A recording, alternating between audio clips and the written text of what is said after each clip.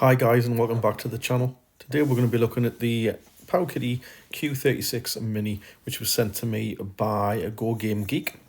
The version they sent me is the yellow one and comes with a 32GB card.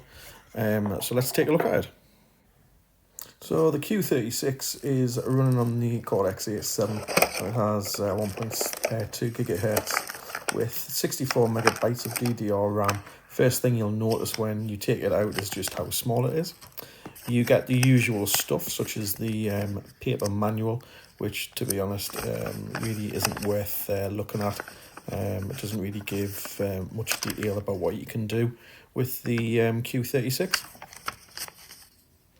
You also get a small lanyard because of the size of the Q36. You know, this can easily be attached to a key ring, though I'd be careful with the screen in case you scratched it. You also get the USB cable, which is a USB-C.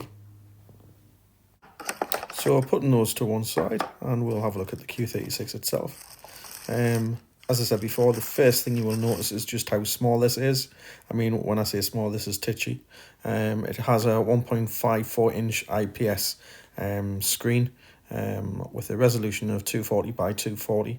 And I have to say the actual image quality is really good on this for its size. It's made of plastic. As you can see, I was sent the yellow one by Gogamegeek. And just to show you how small it is, it fits neatly into the palm of my hand. Yeah, overall the quality of it is actually really good, considering that it is all made of plastic.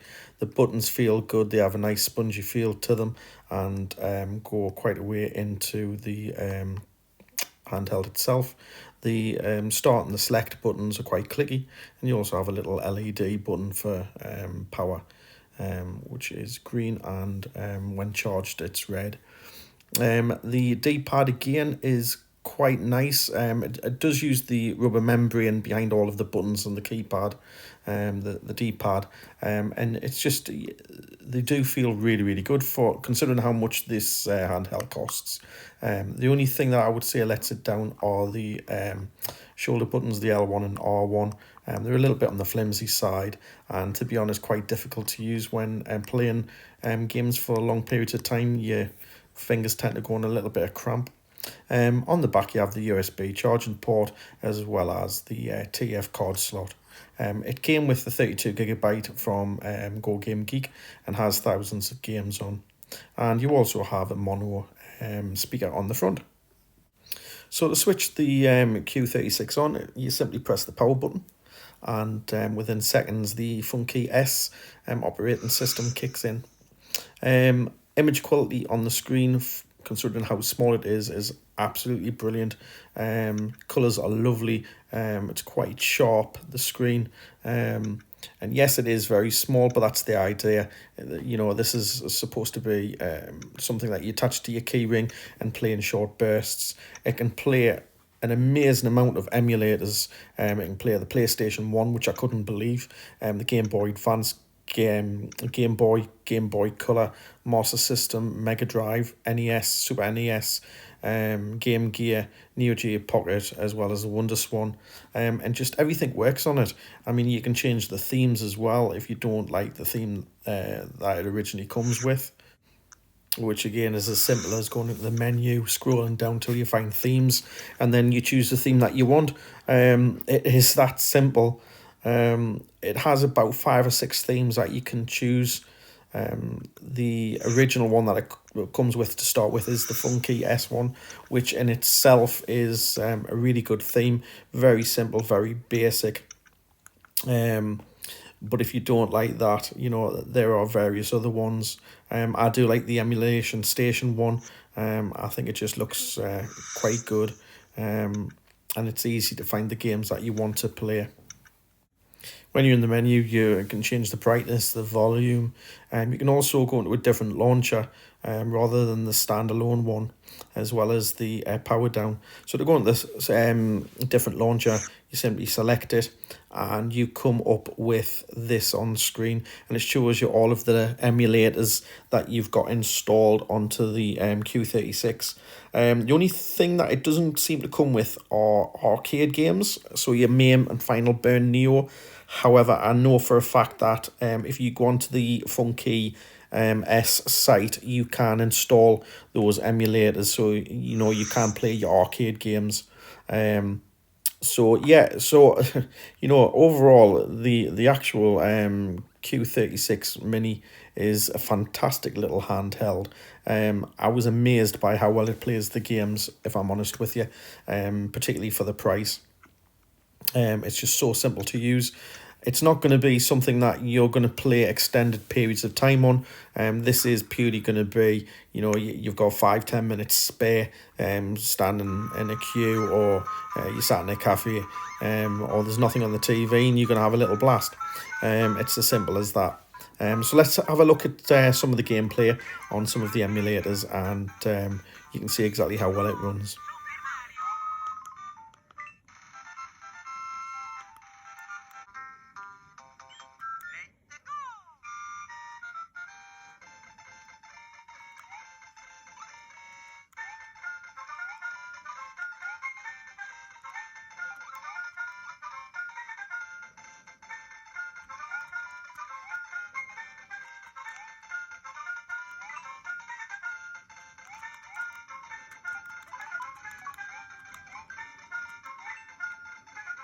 Another good thing is when you're actually within the game itself, you can go into your save states and you can save where you are, and load if you want to go back into it. You can also change the aspect ratio of it. You know, you've got your cropped, your stretched, your zoomed, your scaled. You know, some of these aren't going to be really of any use, more so on such a small handheld, with the screen being only 1.5. But yeah, you've got those options there if you want to use them, you know, which is a neat feature and very simple to use.